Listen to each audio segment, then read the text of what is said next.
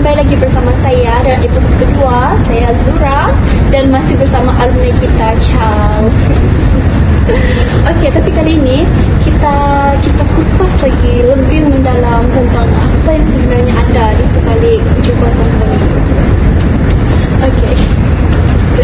Okeylah Charles, jumlah kita episode kedua kita.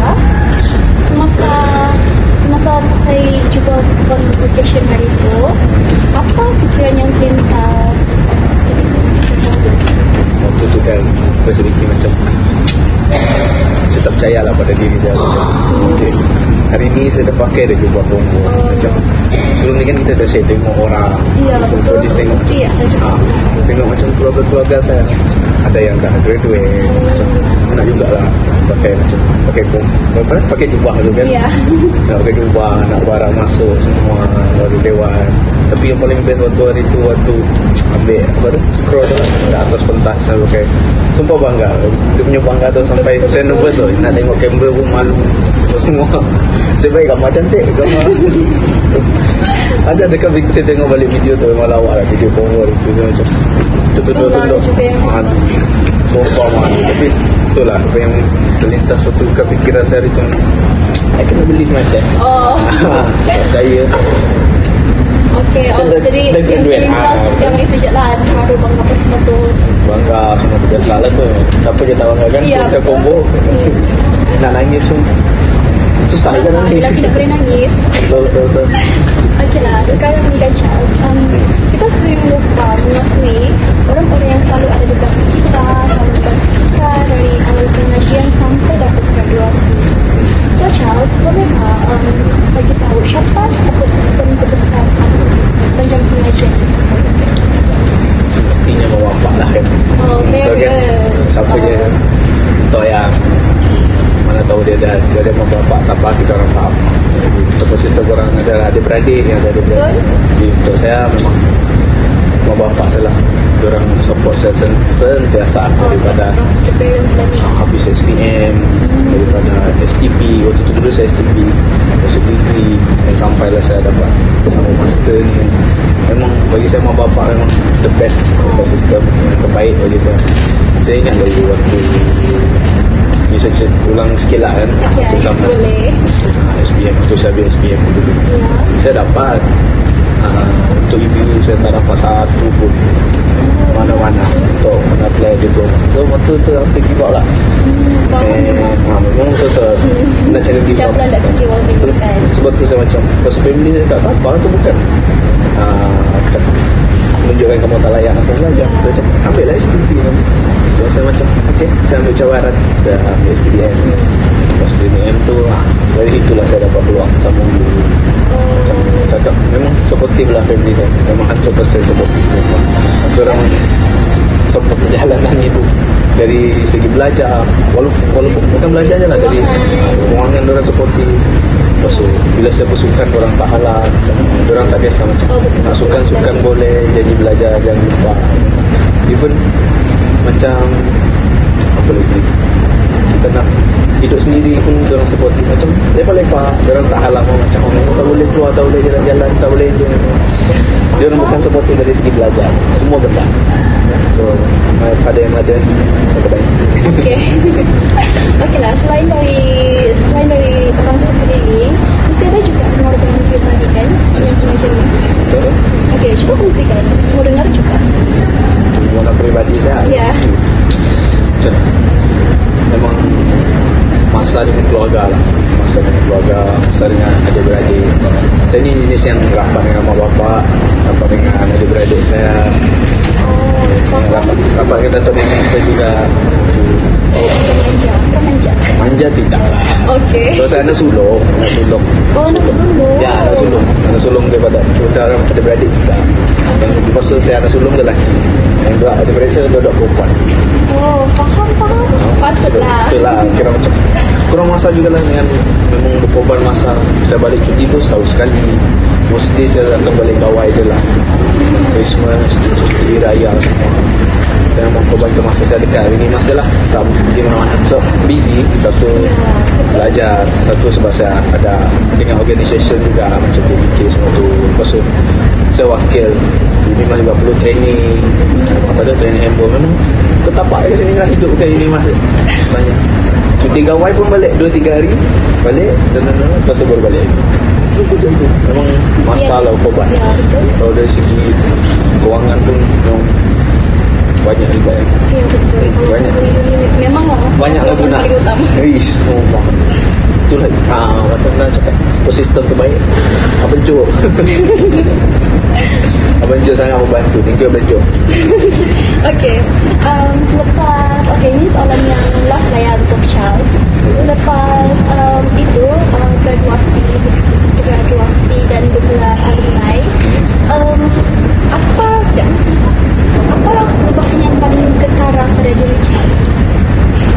Okey, untuk perubahan yang ketara pada diri saya Ya, selepas bergelar naik Ya. graduan ni, macam mana cakap, saya waktu tu yang rasa berubah dia diri saya sendiri macam saya cakap tadi dulu saya tak percaya saya dapat pakai jubah bongo apa semua, tapi saya dapat ubah benda tu. Saya dapat buktikan yang saya pun layak macam orang lain juga. ya, betul. Layak macam mana orang lain yang pandai juga berdiri sama-sama. Macam tak ada yang pandai, tak ada yang tak pandai. Dia macam diri kita sendiri. Kalau kita rasa kita nak, kita kena Ya, teruskan benda tu. Betul? Dengan kita teruskan, kita hadal. Yang kita tutup telinga, yang kita ambil daripada bapak-bapak, yang baik kita ambil, yang buruk kita buang yang pikirkan. buruk. Jangan buang, kita pikirkan benda tu. Oh, Bagi saya, itu style saya lah. So macam kadang yang buruk tu dia macam itu pembakar semangat. oh, faham. Dia macam saya tak indahkan betul. Okey, orang cakap buruk pasal kita cakap lah, cakap. Kamu cakap macam tu, ya saya akan buat lebih bagus. Oh, okay. Itu dia macam tu lah cakap. So yang betul-betul berubah dah saya mindset lah. Mindset. Lepas tu skills banyak. Oh, ya. Skills dari segi berhadapan dengan orang. Macam kalau saya ni memang mengajar untuk kita bercakap dengan orang ramai kan, depan-depan dengan society semua, dengan masyarakat. Dari situ start berani lah saya. Macam, tapi memang dari dulu juga saya ni berani cakap ke depan. Dia jenis suka macam saya jenis nak cakap extrovert tak juga, nak cakap introvert pun tak juga. Ambivert. Okay. Tengah-tengah lah. Okey lah Charles. Tapi ini lah soalan yang paling last pasal ni. Okey, yang paling Last lagi? Boleh. Ada lagi Ya, ada lagi. Boleh. Okey, Charles ada bilang yang Charles ni sambung master. Betul. Okey. So apa plan lepas sambung master ni? Tujuan utama saya, saya berminatnya jadi lecturer. Kalau rezeki saya nak jadi lecturer, saya akan ambil peluang untuk tutor. Apa boleh tu? Sebab tu maybe habis master nak jadi, nak jadi pula nak sama PhD. Nak sama PhD kalau ada Selagi boleh, sambung je. Lagi boleh. Umur pun masih muda. Sebab impian saya, macam umur saya baru 23 kan.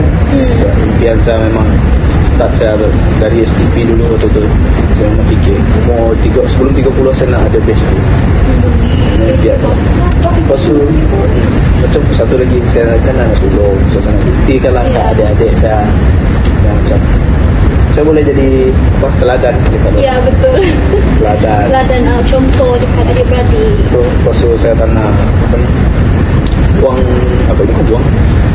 saya sialkan usaha mak bapak saya lah untuk sekolahkan saya dengan adik-beradik saya kan. Sama sekolah. Betul. Kena buat yang terbaik lah. Banyak hutang dengan mak bapak ni.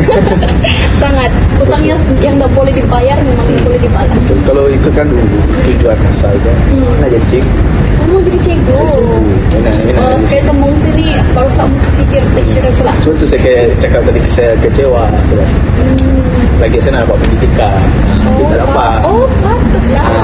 Faham. Cikgu saya dah try banyak kali tak pernah dapat dekat IPG pun itu dah 3 kali saya pun tak pernah lepas. So, macam tu juga lah kat situ. Saya teruskan. Okay, so bila dah masuk uni saya fikir lah, kalau PhD, kalau saya buat banyak benda ataupun melibatkan diri saya dalam akademik, mungkin saya boleh jadi cikgu yang lebih tinggi, pensyarah kata orang. Betul.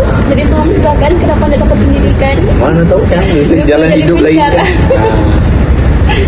Itulah tujuan saya next time master. So untuk sekarang ni saya teruskan lah. So, saya baru je start master, baru 2 bulan dah start. So saya kena go the flow first ya. Tengok sampai mana saya mampu. Kalau ada rezeki dari keuangan, bapak saya pun memang support kalau nak sama PhD. Keuangan, masa, semualah. Atau nak kerja lain dulu ke apa semua. So, maybe I will go for it. Tapi itu target utama saya. Okay, faham. Semangat Charles, congrats juga. Untuk orang lain juga pun semangat je lah. Tak kisahlah korang nak jadi apa. Ya, jadi cikgu. Tak kisah nak cikgu ke, jadi polis ke, jadi syaraf ke, jadi apa-apa lah. Apa-apa lah. Tak kisah.